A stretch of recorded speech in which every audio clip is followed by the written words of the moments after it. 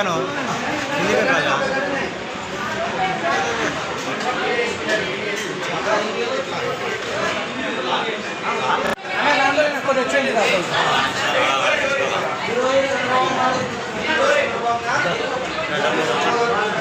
కార్యక్రమాలు ఈరోజు hitech city ఉందన్న హైదరాబాద్, మరి ఈరోజు అమరావతి ఉందన్న ఆంధ్రప్రదేశ్, మరి ఈరోజు భూగర్భ జలాలని కానీ అన్ని నదులను కానీ అనుసంధానం చేసి తాగునీరు సాగునీరు అందిస్తున్న ముఖ్యమంత్రి గారు మరి సూపర్ 6 పథకాలతో సంక్షేమ పథకాలన్నిటి పేదవాళ్ళకి మరి ఈరోజు ఆయన అంకితం చేసి మరి ఈరోజు ఇక్కడ ఎంతమంది చూస్తూ ఉన్నాం.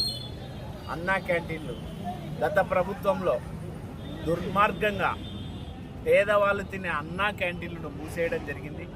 మరి మా ప్రభుత్వం వచ్చిన వెంటనే తెరిపించి ఈరోజు 76 ఏళ్ళు ఆయనకు ఉన్నాయి కాబట్టి 76 లక్షలతో దాతృత్వం చాటుకొని శ్రీమతి నారా భువనేశ్వరమ్మ గారు మరి ఈరోజు అందరికీ అన్నదానం ఫ్రీగా పెట్టడం జరిగింది. మరి ఆమె దాతృత్వానికి మేమంతా తెలుగుదేశం పార్టీ తరఫున కృతజ్ఞతా నమస్కారాలు తెలియజేసుకొచ్చు. మరి ఏదైనా సాధించగలమంటే తెలుగుదేశం పార్టీ, ఏదైనా పేద బడుగు బలహీన వర్గాలకి ఎన్టీ రామారావు గారి కాలం నుంచి మరి రాజకీయ భాగస్వామ్యం కల్పించినది పేదవాళ్ళకి ఒక తెలుగుదేశం పార్టీ. మరి అట్లాగే ఇంకొక అడుగు ముందుకేసి చంద్రబాబు నాయుడు గారు అయితేనేమి, లోకేష్ బాబు గారు అయితేనేమి ఈరోజు చదువుకోవడానికి మరి పేదవాళ్ళకి అన్ని అవకాశాలు విదేశీ విద్యతో మొదలుకొని ఈరోజు అన్ని రెసిడెన్షియల్ పాఠశాలలు ఎస్టీ ఎస్సీ బీసీ మైనారిటీల కోసం మరి సన్న బియ్యంతో మరి ఈరోజు అన్నం పెడుతూ కార్పొరేట్ స్కూల్స్కి ఏమాత్రం తీసుకోకుండా రిజల్ట్స్ వచ్చినాయంటే ఎంత మంచి అవకాశాలు కల్పించినారనేది మరి ఈ సమాజానికి అర్థమవుతూ ఉంది.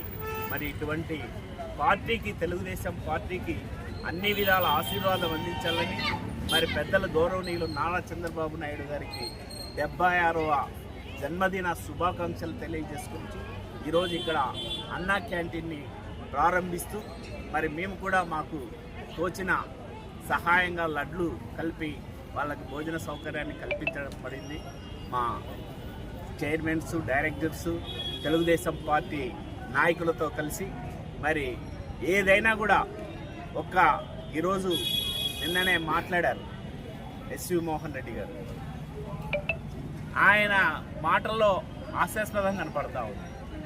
ఏం మాట్లాడుతూ ఉన్నాడంటే అయా నిరంకుశ పాలన ఎక్కడే కానీ జగన్మోహన్ రెడ్డి మావిగన్ పేరు చెప్తున్నాడు, మావిగన్ పేరుకి వణుకుతున్నారు. అయ్యా మీరు అమరావతినే వదిలేసి దాన్ని నామరూపాలు లేకుండా చేసి ఆ రైతులు 5 సంవత్సరాలు రోడ్డు మీద పడితే పట్టించుకోకుండా ఈరోజు మీరు చెప్పే మావిగన్ మా చంద్రబాబు నాయుడు గారి మధ్యలో ఆల్రెడీ అమరావతిలోనే రూపుదిద్దుకొని ఉంది.